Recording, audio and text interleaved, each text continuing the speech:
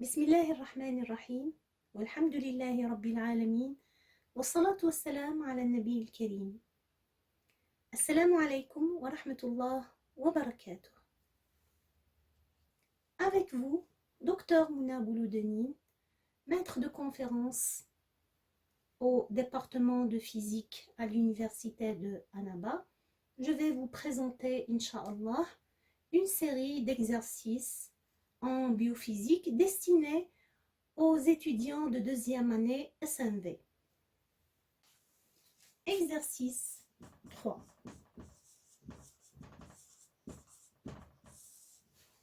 Lisons l'énoncé. Soit un échantillon de 42,5 décimètres cubes d'un gaz parfait pris à 25 degrés C et sous une pression de 748 bars. Quelle sera la température finale de cet échantillon s'il subit une détente qui fait passer son volume à 52,5 décimètres cubes et sa pression à 760 bars? Nous avons dit qu'après la lecture de l'énoncé, la première chose à faire, c'est déterminer l'objectif. Pour le déterminer, allez directement à la question. La question, c'est quelle sera la température? Ensuite, donc la question, c'est température. Quelle température? Température finale. Puisqu'il y a une température finale, normalement, nous avons une température initiale. Certainement, il nous demande de trouver T2. Cela veut dire que nous avons deux états. Nous avons un gaz qui passe d'un état 1 à un état 2, d'un volume V1, T1, P1 et V2, T2, P2. Bien sûr, vous respectez l'ordre pour ne pas confondre les quantités. Remplissons maintenant le vide, soit un échantillon 2. Donc c'est ça, le V1, 42,5 décimètres cubes. D'un gaz parfait, donc c'est pas un gaz réel, pris à 25 degrés C. C'est ce même volume qui est pris à la température 25 degrés. Donc 25 degrés, c'est T1 et non pas T2. 25 degrés C. Et sous une pression de 748 bars. 748 bars, c'est la pression pour le même volume V1. Donc c'est P1 et non pas P2. Parce que si vous faites la confusion, certainement tout sera faux. 748 bars. Quelle sera la température finale de cet échantillon? Donc T2, c'est l'inconnu. S'il subit une détente, c'est-à-dire que le volume V2 sera supérieur à V1.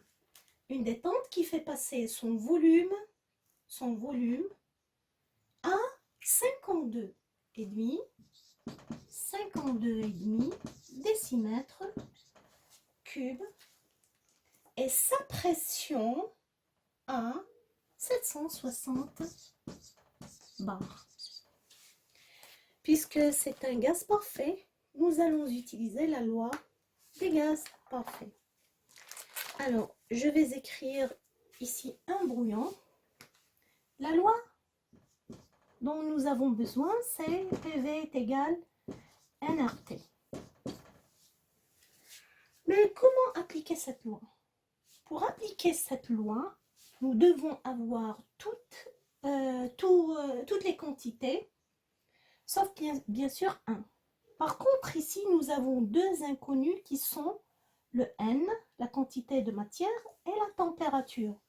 Donc, nous allons avoir besoin de deux égalités. L'unique possibilité pour résoudre ce type d'exercice, c'est de faire la comparaison entre deux ensembles d'informations. C'est-à-dire comparer les informations de l'état 1 avec les informations obtenues de l'état 2 pour éliminer cette constante inconnue. Donc faisons sortir le n. Nous sommes toujours dans le brouillon ici. N est égal PV sur RT. C'est une constante. Que signifie cette expression? Cette expression signifie que lorsqu'on calcule PV, ici même le R est une constante, que lorsqu'on calcule PV sur T pour le premier état, nous allons trouver la même quantité que pour le deuxième état. C'est-à-dire P1, V1 sur T1 est égal P2, V2 sur T2. D'accord? De cette manière, nous allons trouver l'inconnu sans être obligé à passer par la constante n qui est dans cet exercice, qui est inconnue dans cet exercice. Alors, la solution,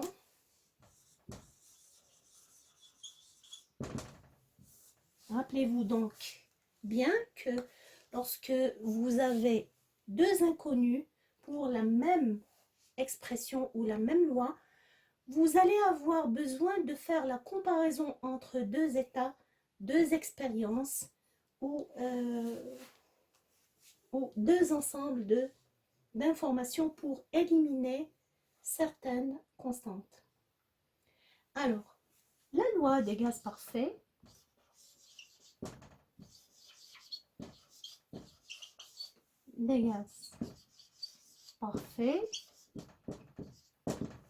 c'est PV est égal nRT.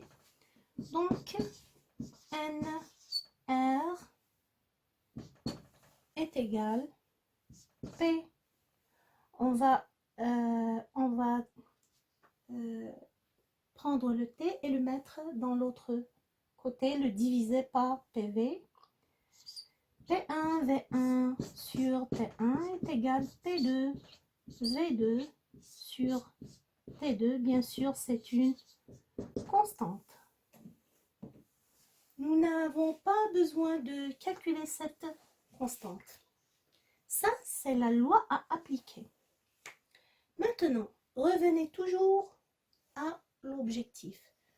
C'est T2 notre objectif. Donc, inversez, qu'est-ce que vous allez trouver? Vous allez trouver T1 sur P1V1 est égal T2 sur P2V2, n'est-ce pas? Qu'est-ce que ça va vous donner?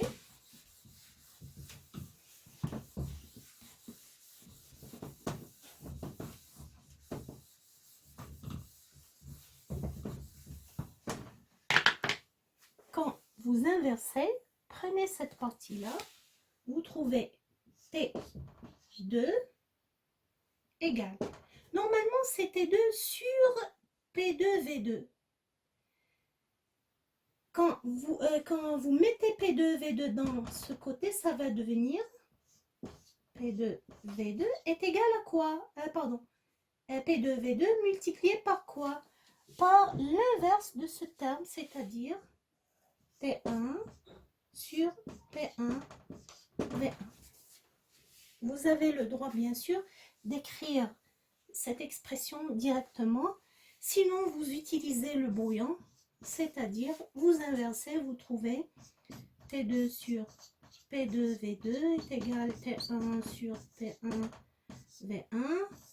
Vous mettez ce facteur ici, ça vous donne T2 est égal, ça vous donne cette expression. Donc, voici la relation. Avant de remplacer, vous devez vous assurer que vous avez toutes les données. avons toutes les données, sauf que nous devons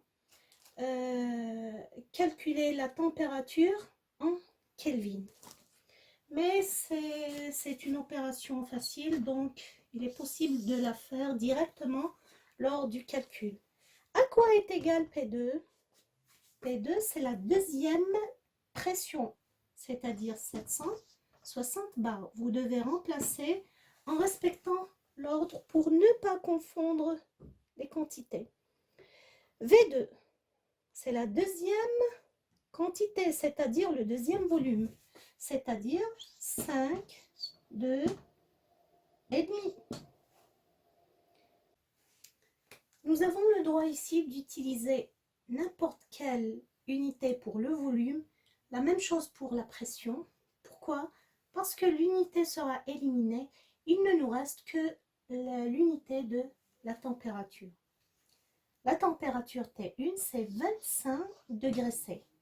Mais attention, nous n'avons pas le droit d'exprimer les températures en degrés C, mais en degrés international, c'est-à-dire en degrés Kelvin. Pour la simple raison que les deux types d'unités ne sont pas homogènes. C'est-à-dire, si vous calculez la température en degrés Kelvin, vous allez trouver un résultat. Par contre, si vous remplacez par le degré Celsius, vous allez trouver un autre résultat complètement différent. La pression P1, c'est 748 bars. Le volume V1, c'est 42 et demi. Enfin, T2 est égal à 374 degrés Kelvin. Bien sûr, l'unité de T2, c'est la même unité que c'est celle de T1 qui est le Kelvin. Est-ce que nous avons trouvé la fin que nous cherchions? Oui, bien sûr. Et voici T2. سبحانك اللهم وبحمدك نشهد أن لا إله إلا أنت نستغفرك ونتوب إليك.